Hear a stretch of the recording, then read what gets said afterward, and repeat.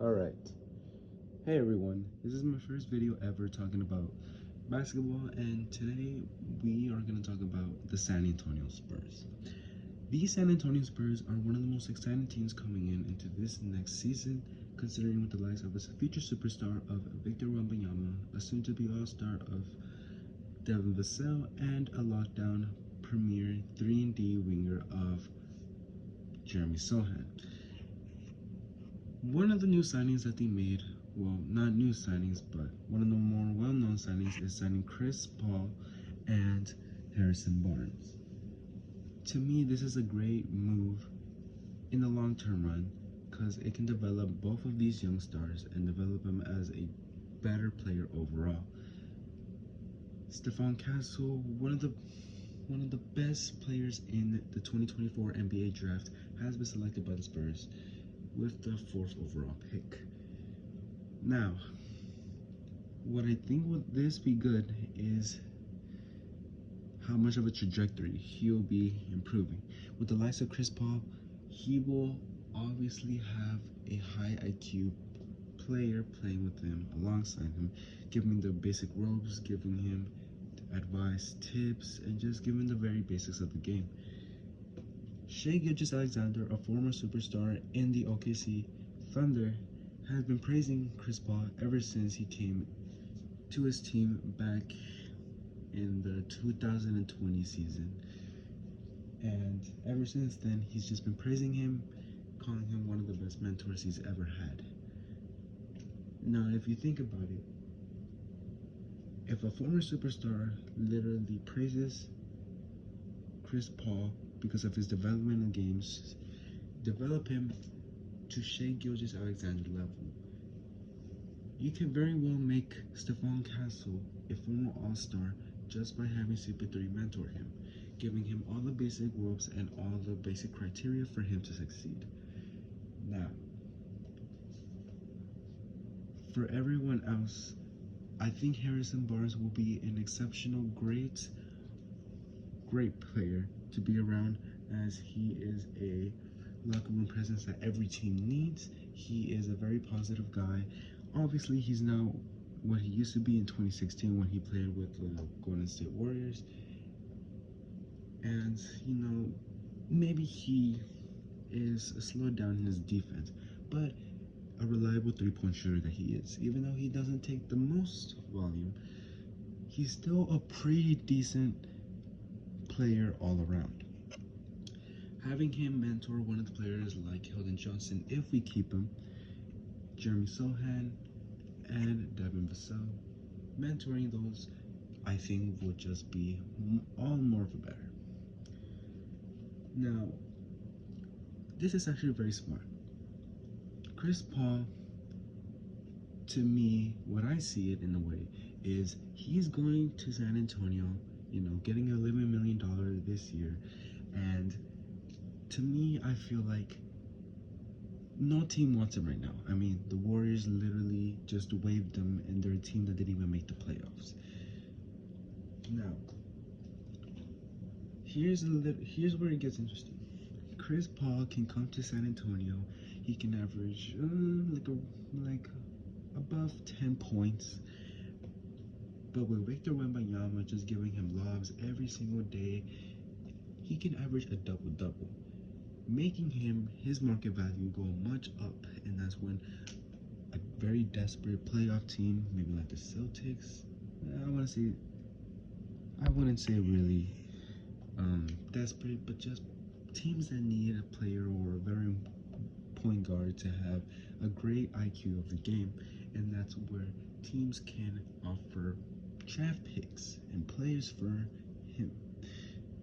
This is actually very helpful because once he can pile up his trade value, the Spurs can trade him to a playoff team, having him making it a win-win situation, giving him to a team that can play in the playoffs and try to win a championship, while also the Spurs getting draft picks and young players in return. Now, I know he's not going to be worth around. Maybe at most he can get like a first-round pick, but that will be good enough to them because that's more assets needed, and they can pile up for maybe a big trade.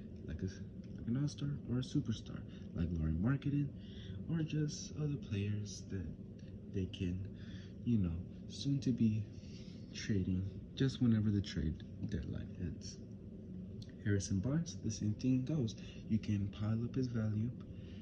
You can make him really good on a bad team like the Spurs. Make him valuable. Sell him. It's basically a house flip. You flip players, you make them good, sell them to playoff teams. Boom. You have assets and you didn't even give anything away for those players in the beginning, making a very smart move for San Antonio. And now, we are saying this. For San Antonio, they traded their 8th pick in the 2024 NBA draft, and with this, I think this is probably one of the most bold moves I think I've ever seen the organization has ever done. Because think of this. Rob Dillingham, he was a polarizing player to play. I mean, he was not the most tall point guard, not the most complete point guard, but he definitely was a scorer, and scoring the bucket he can. In Kentucky, he was a lights-out shooter, playing such a good role in them being such a successful team. The San Antonio Spurs traded him for two picks that resulted in the 2030 and 31. Now, here's where it gets interesting. By then, the San Antonio Spurs will be a really, really, really good team. Even playoff team. Right? Now, with the Spurs, imagine this. The San Antonio Spurs are one of the best teams in the NBA. And not only that, they are a playoff team. By 2030 to 2031, the Timberwolves could be bad. I mean, Gobert is not going to stay there forever. He's old already. Cat, he's almost going to be 30. If not, I think he's 30 already. And Edwards, he's still young, but, they need a former co-host for him to be supported. And by then, I think the Timberwolves actually might be bad at that point by 2030 to 2031. And that's where the picks come in.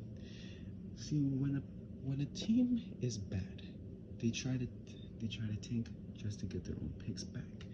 But here's the thing. The Spurs has the protected picks. Those are protected picks that they gave to the Spurs. So imagine a playoff team just unfair to beat, and then they're just getting top 3 picks every single year in the draft. That would be so unfair for everyone in the league. Not considering, because that is just going to be an overpowered. That's like adding more fuel to the fire for the Spurs to be an exceptional team. I could see the future with Brian Wright being one of the best GMs. I know people have been criticizing him for a long time, saying that he is not a good GM, a good manager, or anything. And with some of the early stuff he has done with the picks, some of the questionable stuff with Joshua Primo, I really do think he knows what he's doing. And with the exception of Stephon Castle, because that's one of the biggest things that the Spurs lacked last year, was they needed a point guard that helped Wemby feed the ball.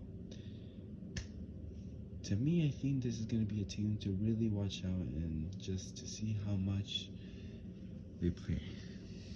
This is a team that's going to be exciting. I don't see them winning 50 games. There's no way.